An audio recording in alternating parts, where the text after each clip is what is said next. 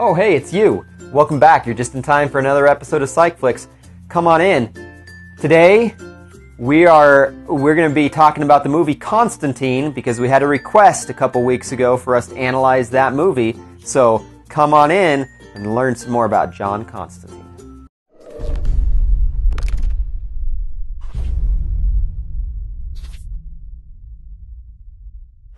Hi, I'm Jess Willens, and welcome back to another episode of PsychFlix, where each week we discuss a current or popular movie where we kind of analyze the characters from a psychological perspective so that you can better understand the characters that you love or hate. Now, this week, as I mentioned in the opening, we are going to be analyzing the movie Constantine, and that is as a special request that we had from a fan named Carrie, who requested that we analyze the Constantine movie, and so that's what we're going to be giving for you today. Stay tuned. So this week we're discussing the movie Constantine. So the character Constantine is based on a comic book character from the DC Comics, and so obviously there's comic books on him. There's a TV show currently called Constantine that Lane does many reviews on. I'm not familiar with the TV show. The movie stars Keanu Reeves, Shia LaBeouf, and Rachel Weisz. So a pretty good cast. And the plot of the movie is the idea that Keanu Reeves plays a guy named John Constantine who is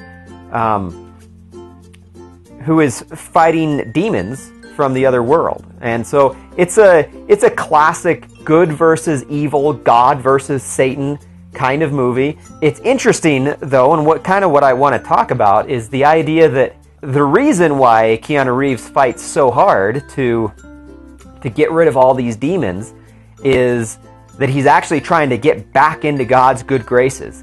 And what we end up learning is that in the movie, Keanu Reeves, he could see these demons and see the other world even as a child. You've seen. I never asked to see. I was born with this curse. A gift, John. One that you've squandered on selfish endeavors. And so he got put on medications and got locked up in psych wards and got poked and prodded and was really made to feel like a crazy outcast because he could see these beings from other worlds. And so eventually he got so sick of everything he was going through that he, I think as a 12-year-old boy, decided to commit suicide.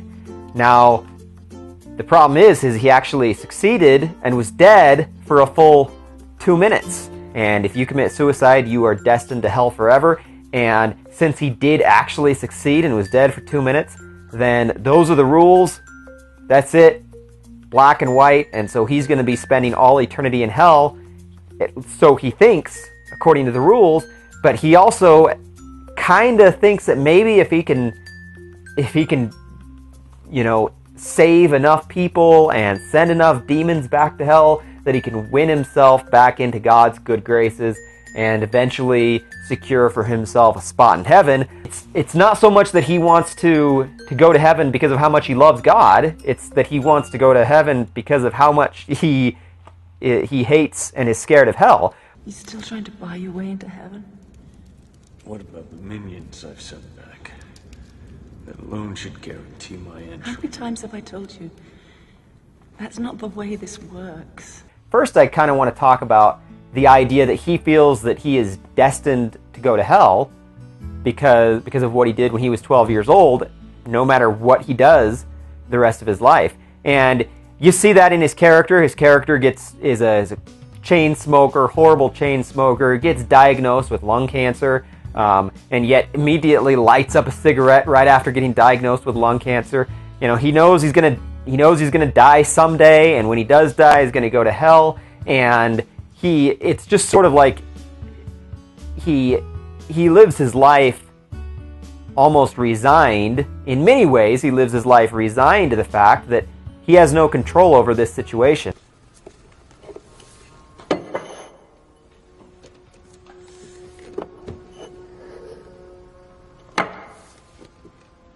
Welcome to my life.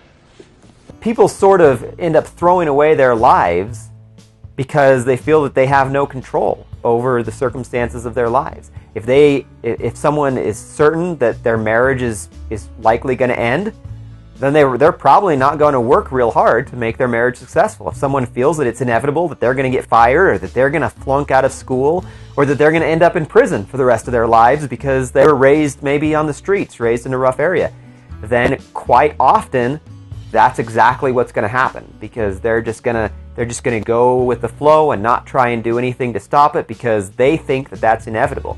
So the idea of feeling like you have no control over your fate or your destiny really is almost a soul-killing idea. Literally, in the case of this movie, in John Constantine, soul-killing. But the idea that when we are resigned to whatever's going to happen, something inside of us dies. We give up all hope.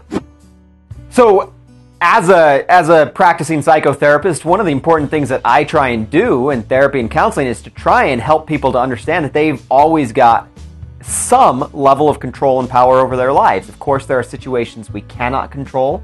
We cannot control what other people do and the decisions they make, but there are certain things that we can control, and then to only focus on the things that we do have control of and stop worrying about all those things we can't control. And so that's an important thing, but people do need to feel that they have some sense of control in their lives. Otherwise, they often do end up they end up wreaking a lot of havoc in their lives and sort of become self-fulfilling prophecies of what they feel what is doomed to happen to them. So the other thing, though, that I want to talk about that's interesting, and that may initially sound as a little bit of a contradiction to this first part, is on one hand, John Constantine feels that he's doomed to go to hell, that there's nothing he can do to escape that ultimate fate. And yet, on the other hand, he is trying desperately to avoid what he feels is his fate. And so, on one hand, he seems resigned to the fact that he's going to spend eternity in hell, and yet he is still trying desperately to exorcise as many demons as he possibly can as a way to convince God that he is a good soul and he belongs in heaven. So that's the final thing that I want to talk about. This idea that all of us have done things in our lives that we feel guilty about. All of us have made mistakes. All of us know that we are weak and sinful, if you will, that we are full of faults and weaknesses and errors and mistakes. And there are things that we've all done that we feel guilty about and sort of plague us. And yet, most of us strive constantly to prove to ourselves and to others that we have no flaws or mistakes. Yeah, sure, we may, in a conversation with someone, we may say, oh yeah, I make lots of mistakes.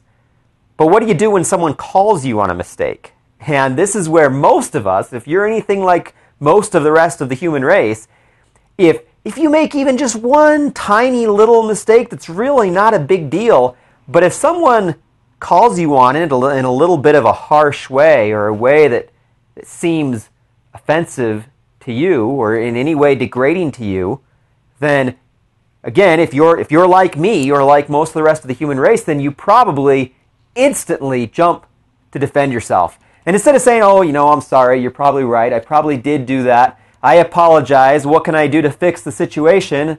You're not concerned about that, because the fact is, admitting to yourself or to the other person that you actually might have made that mistake would be a terrible thing. It's almost unconscionable that you would ever admit to yourself or to someone else that you might have actually made said mistake.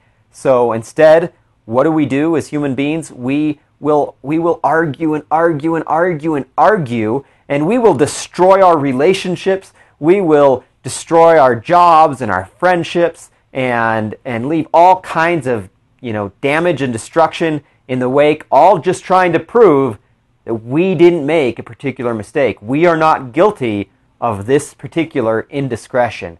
Not us, no way, not at all. So most of us have such a fragile self-image that we can't admit to ourselves or to someone else that we may have made a mistake. Fact is, we all do it. Look, I do it. Everyone does it. Then the idea is, okay, is there a way that we can get better at maybe recognizing when we're trying desperately to try and convince someone that we didn't do something, we probably did do.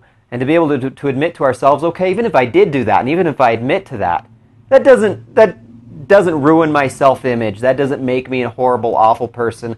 I just made a mistake. I'm sorry, and I'll try and do better. And getting ourselves to that point can be difficult, but can be a very important process and be something that really strengthens our relationships. So just to wrap up, those are the things that I noticed about this movie as I watched it. The idea of, on one hand, Constantine feels sort of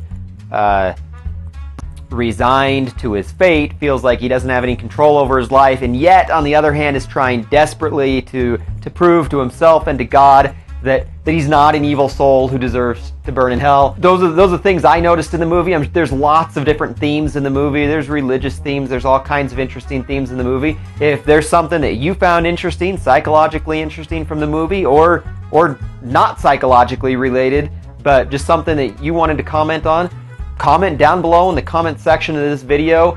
Once again, I'd just like to encourage you, if you enjoy these videos, please subscribe to Lane's channel, Cine-Love, where you can have access to all of his movie reviews as well as my PsychFlix episodes, and you can check out my blog, The Unveiled Self, where you can read a little bit more about some of the psychological issues that I talk about in these videos.